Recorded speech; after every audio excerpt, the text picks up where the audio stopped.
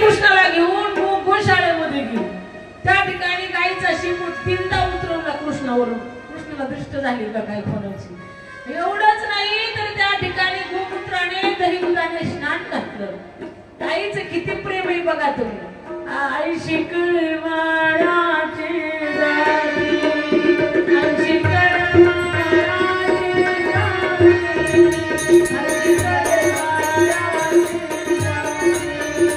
आई शिकळवाडाची जाती,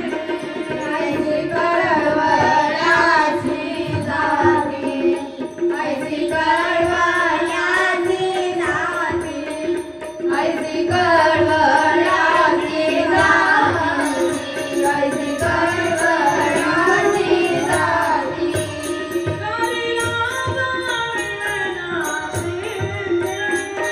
शिकळवाडाची जाती, आई शिकळवाडाची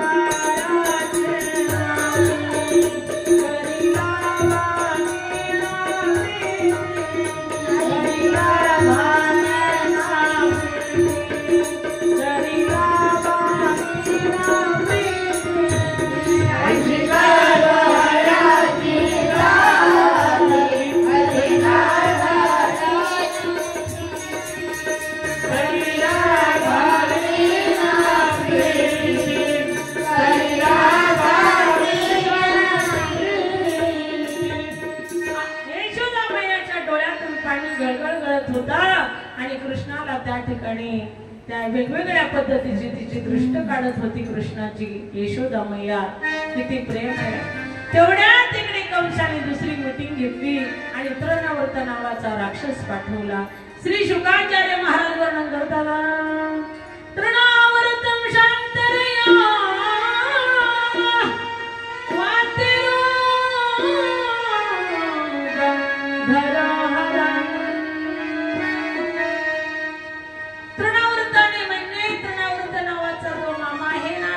वाळवटीचं रूप घेतलं. वाळवटीचं कशाचं म्हणून लोक म्हणतात वाळवट आली की भूत आलं भूत आलं. काय का नाही. वाळवट आली की भूत आलं म्हणतात. आणि तृणावर्त राक्षसाने रूप घेतलंच होतं वाळवटीचं.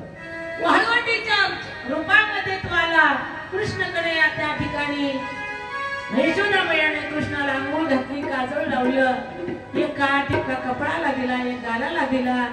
कृष्णाला दृष्ट लागू नये हे हातात काळा टिपका लावला, त्या हातात काळा टिपका लावला. पायाला दोन तळपायाला काळे टिपके लावले.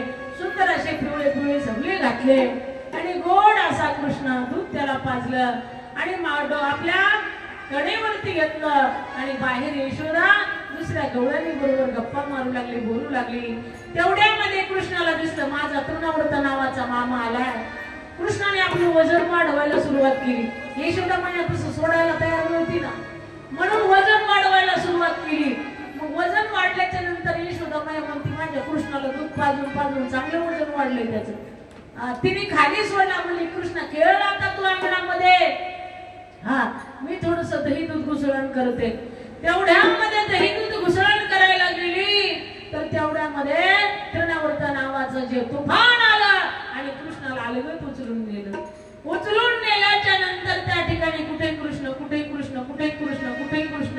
कुणाचे पत्रे उडाले, कुणाचं घर मोडलं, कुणाचं काय झालं, कुणाचे गुरु गेले, कुणाचे माणसं गेले. कृष्णाला उडून नेलं.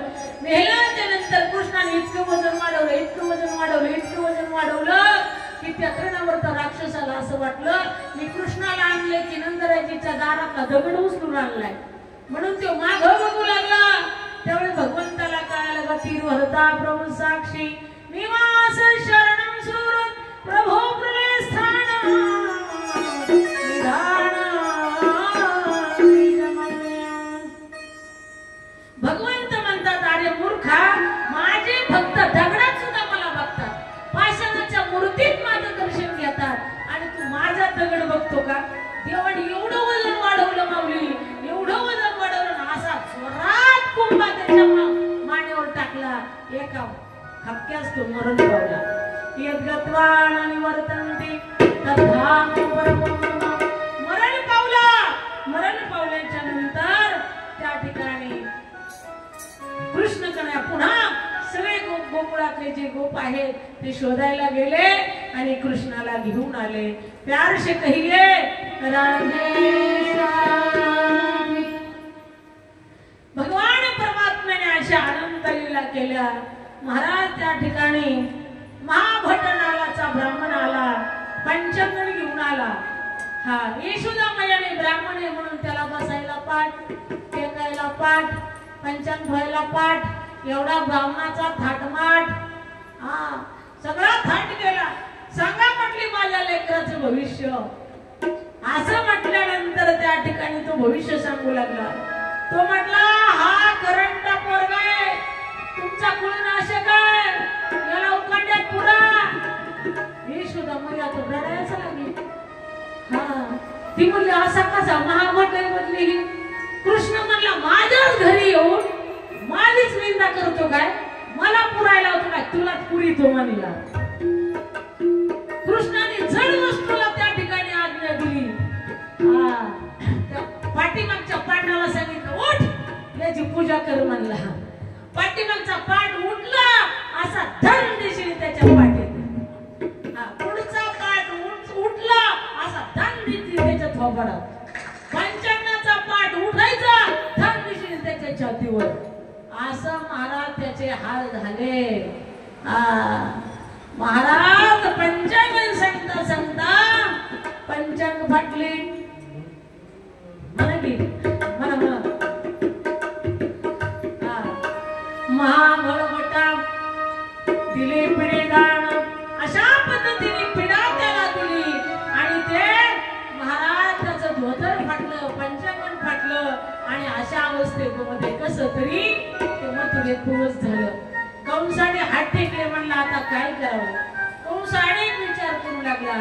त्या ठिकाणी महाराज इकडे असताना गर्गाचार्य नावाचे ऋषी आले. इकडे आनंदी आनंद त्या ठिकाणी आहे. गर्गाचार्य येत आहेत, श्री शुकाचार्य महाराज वर्णन करत आहेत. गर्गा पुरोहितो राजन येदुना